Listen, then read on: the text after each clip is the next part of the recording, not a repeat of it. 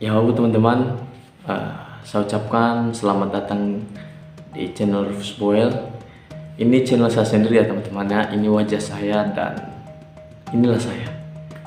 Jika teman-teman suka dengan video pernyataan saya, jangan lupa like, komen, dan subscribe channel ini. Dan saya harap juga teman-teman bagikan video ini supaya teman-teman kita yang lain juga mengetahui apa yang teman-teman ketahui terkait kasus Kotra Sinaga. Saya punya pernyataan tersendiri ya.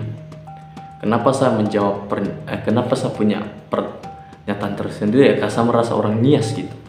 Jadi saya wajib memberikan kebenaran yang sebenarnya tentang pernyataan Kotra Sinaga itu. Ya, pertama-tama kita akan membahas dulu tentang pernyataannya bahwa di Nias itu masih ada budaya memberikan yang terbesar kepada orang tua.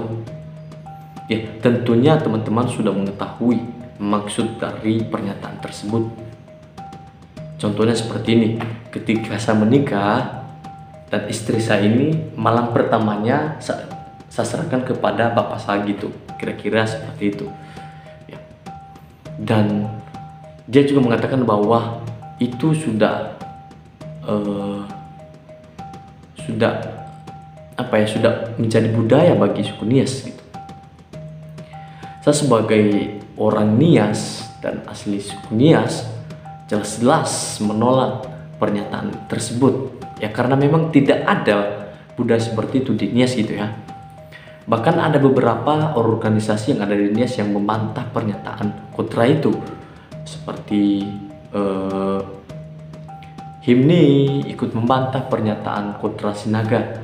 Bahkan ada suku Batak sendiri menyanggah bahkan membantah pernyataan dari Kotra Sinaga ini.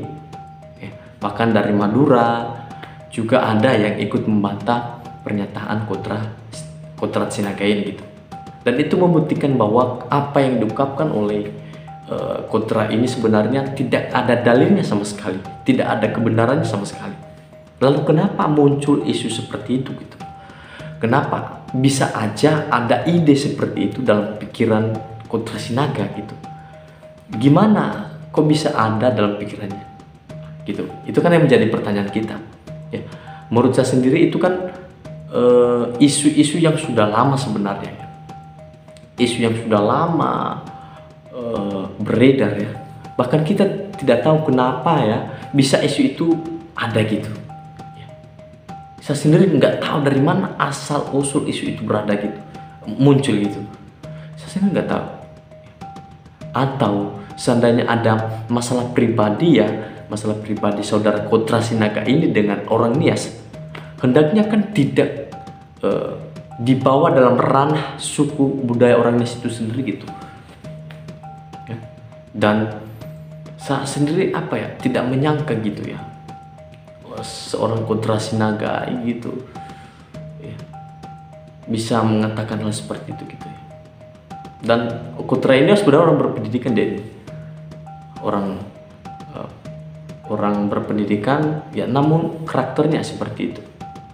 Dan video baru-baru yang saya lihat itu dia sering menyinggung gitu ya, bahkan dia mengatakan bahwa ada intervensi iblis dalam budaya orang Nias ya. Jelas-jelas yang nggak ada lah seperti itu. Dan saya berharap juga ya kepada teman-teman yang ada di manapun teman-teman berada yang sering ikut berkomentar tentang kasus ini, hendaknya kita bijaksana ya, supaya kita tidak kena undang-undang IT gitu ya. Sekarang kita berkomentar yang aneh-aneh aja kita bisa masuk penjara ya, karena kita melanggar undang-undang IT nantinya. Itu yang menjadi saran saya bagi kita anak Nias.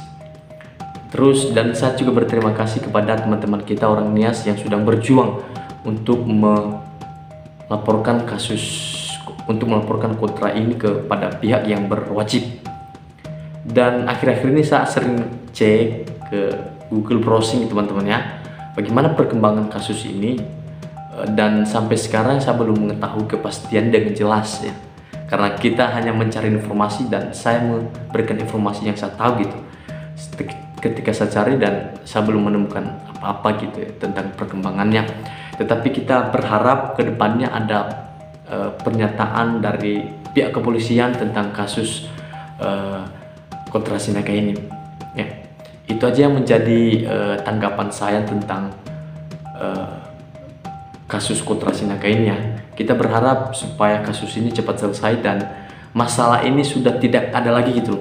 Apalagi teman-teman yang dari luar ya, yang bukan dari suku Nias atau dari manapun Anda berada ya, suku manapun yang melihat video ini ya, jelas saya katakan bahwa di Nias tidak ada budaya seperti itu. Sekali lagi mohon teman-temannya, itu sangat menyakiti hati kami. Jadi kita harap toleransi ya, salam toleransi. Kita tetap jaga kerukunan antara agama dan budaya satu sama lain, supaya kita tetap damai di dalam bersosialisasi gitu teman-teman. Itu aja menjadi tanggapan saya. Jika ada kata-kata saya yang tidak berkenan kepada teman-teman, saya ucapkan saya minta maaf. Itu aja. Tuhan Yesus memberkati kita semua. Yahoo.